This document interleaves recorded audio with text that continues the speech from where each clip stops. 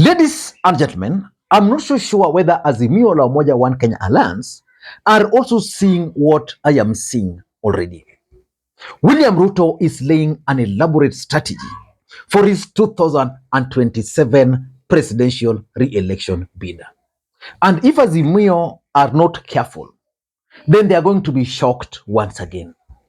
In this video, I want to explain to you guys William Ruto's strategy for 2027. But one thing I know for sure is that William Ruto is facing serious challenges, which he understands so well. The first challenge William Ruto is facing is the hustler narrative. The hustler narrative is dead already. As a matter of fact, William Ruto used the hustler versus dynasty narrative to win the support of the poor people or poor voters in the Republic of Kenya. I am not sure whether William Ruto will be able to revive that narrative again. Because if you go to online today, or in Kenya today, or if you speak to any hustler who voted for William Ruto, they will tell you that they are really disappointed that William Ruto's economic agenda is not sitting with the hustler. That what William Ruto promised them is not what he's actually delivering. So the hustler narrative is already dead. And William Ruto must try to figure out how is he going to either revive the hustler narrative or come up with a new strategy. The second challenge William Ruto is facing is the church. The church in the Republic of Kenya today is already wounded. The church were fully involved in William Ruto's campaign during the last election. But because of the failure to deliver on so many promises, and because of the bitterness of that election, the church is worried and the church is wounded. I am not sure whether the church will come out fully to rally behind William Ruto the way they did in the last election. Because during the last election, they portrayed William Ruto as kind of an angel, while Raila Odinga and Azimio were portrayed as the devil. I want to challenge you or to ask you whether Ole Sapit would stand on a podium to vote for William Ruto again. So the church is also a challenge Ruto is facing because he really used the church and their platform. The third challenge William Ruto is facing is the disappointment of his supporters. This is actually compounded by the high taxation which William Ruto has placed on the shoulders of Kenyans and the cost of living. William Ruto, while campaigning, promised his supporters that immediately ameweka Biblia chini, the cost of everything in the Republic of Kenya would go down. That has not happened. So William Ruto is facing disappointment from his supporters. In fact, if you go to, the other day I was reading, there's this word called tugege. I think it's a Kikuyu word which is used to describe those who voted for Ruto.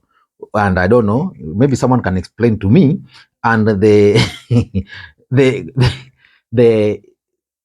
Cohesion Commission really wanted to ban that word, but they had to issue a statement. So it has reached that level. The other challenge is facing is Mount Kenya. William Ruto is the president of the Republic of Kenya today because of the votes he got from Mount Kenya. If Mount Kenya had failed William Ruto, he would not be the president of the Republic of Kenya. Although most Kenyans believe that William Ruto never really got the votes he alleged to have received from the mountain, that those votes were actually rigged. But the truth is, the mountain is a challenge for him. There are serious questions about William Ruto's influence in the mountain. That if a candidate were to be changed, probably the way the mountain voted might definitely change. And the last challenge William Ruto is facing is the fact that there's no Uhuru and there's no Raila to blame. You know, during the last election, William Ruto blamed everything in the Republic of Kenya on either Uhuru or Raila. For example, the cost of fuel, which I think increased at some point to 160 from 155, he blamed it on Uhuru and he blamed it on cartels. He's now the president.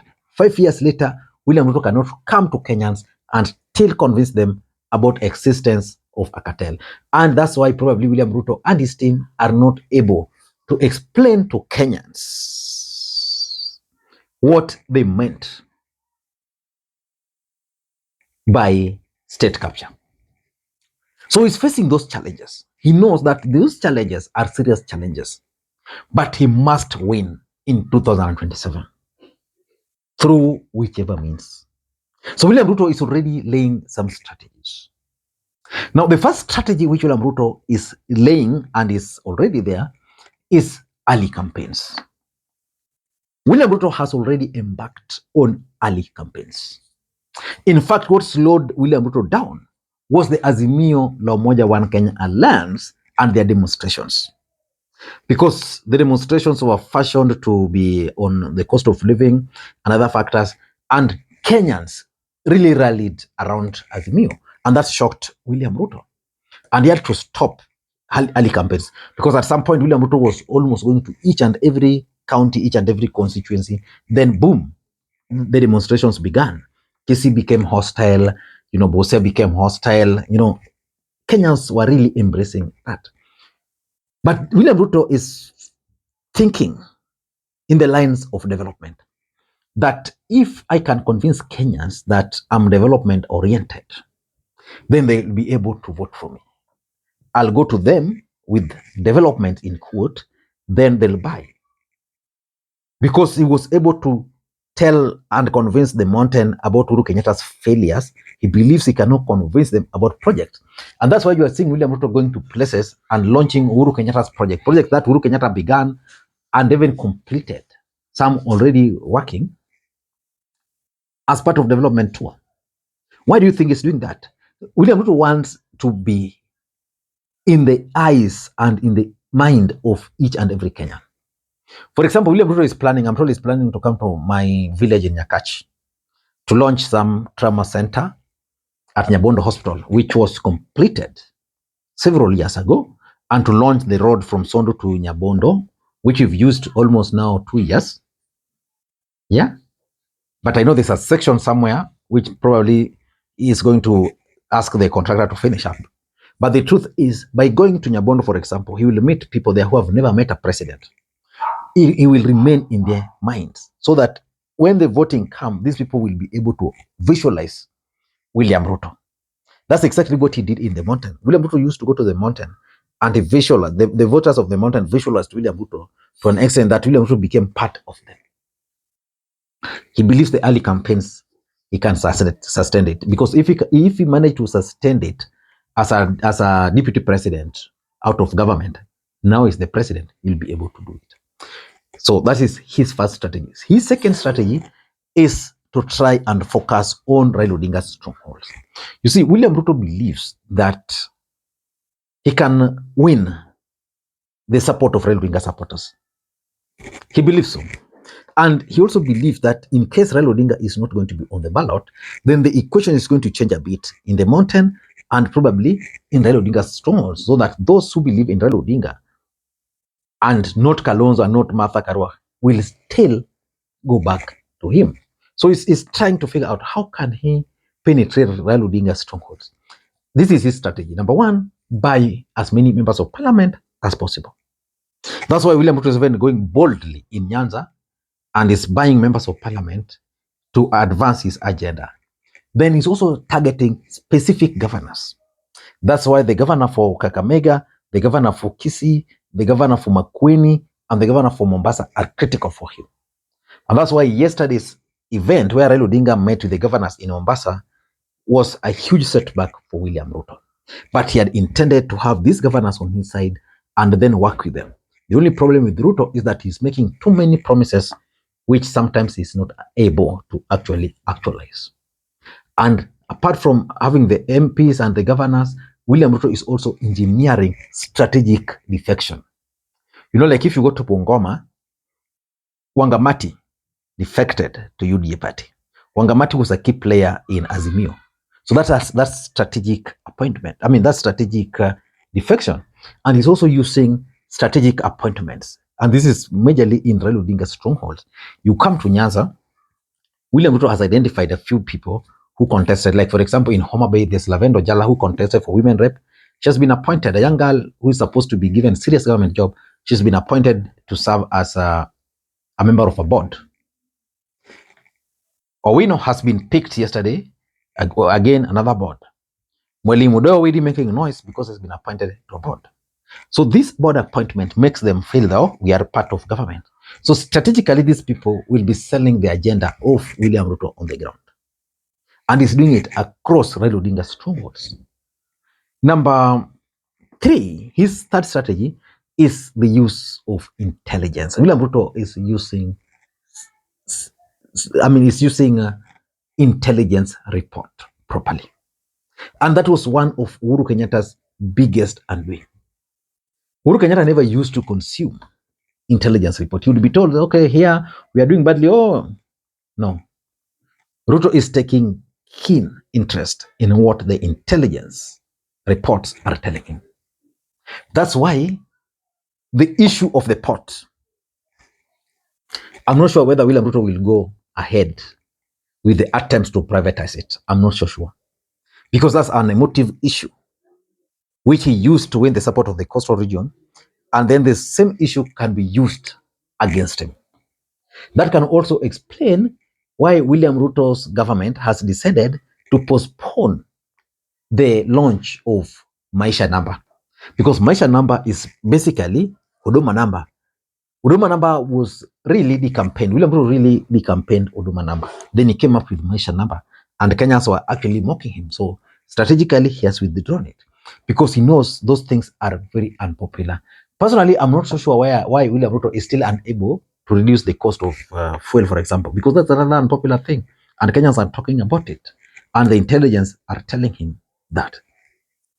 Number 4, William Ruto is also still keen on consolidating his support base, the Kikuyu and Rift Valley. Especially the Kikuyu. And for Rift Valley, his strategy is to try and win the support of Narok County, Kajiado County, like Kipia, which voted for Raila Odinga also, West Pokot, Turkana. He's keen on those counties. Those are some of the counties that voted for Raila Odinga. He wants to have Rift Valley, all of it, speaking in one voice. I'm not sure whether the mountain will follow the same route, but I think he's also intending to ensure Mount Kenya is still fully behind him. And that can explain the number of times he's actually going to the mountain. And his last strategy, maybe second last, is the system. You know, there is the existence of a system in the Republic of Kenya. Uhuru Kenyatta actually had the system, but his system was divided. Of course, he also didn't know how to use the system. William Ruto is keen on maintaining firm grip on the system. And therefore, just follow up. William Ruto will determine the IBC commissioners. William Ruto will determine who gets appointed as the CEO of IBC, who will be serving as, he's going just to make sure IBC is fully in his pocket. The police, he is already doing that. He has the police now in his pocket, everybody in the police. And of course, you remember we have the provincial administration, that is the chiefs, the assistant chiefs, the DOs, the DCs, the county commissioners, regional commissioners, those people. He's going to have all of them as part of the system. I'm telling you, Uhuru Kenyatta really joked with the power. The provincial administration alone, if used properly, can guarantee you 20% of the votes. That alone. And lastly, politics of money. William Ruto now understands Kenyans like the back of his palm. That Kenyans love money. Kenyans don't value development. So you can grab whatever they have from them. When the right time comes, give them money. I am telling you, this government, the kind of things they are doing, the thing is, William Ruto and his team are raising serious campaign funds for 2027. I don't know what you think. That's my take. Until next time, this is Lee Makwiny. Bye-bye.